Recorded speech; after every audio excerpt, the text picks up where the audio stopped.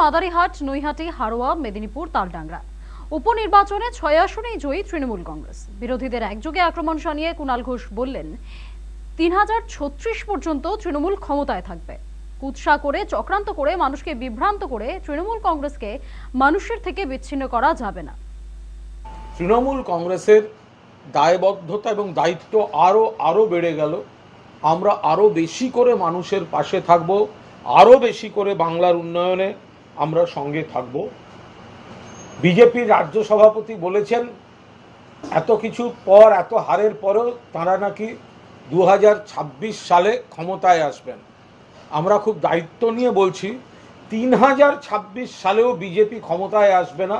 3026 সাল পর্যন্ত অ্যাটলিস্ট তৃণমূল কংগ্রেস বাংলায় পরিচালনার দায়িত্বে থাকবে। প্রজন্মের পর প্রজন্ম ধরে 3026 পর্যন্ত তৃণমূল কংগ্রেস ক্ষমতায় থাকবে। কারণ বিজেপি বাংলার জন্য, বাংলার মানুষের জন্য কিছু করেনি।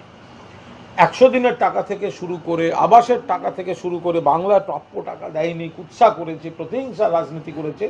বাংলার মানুষ তাদের সমর্থন করবেন না।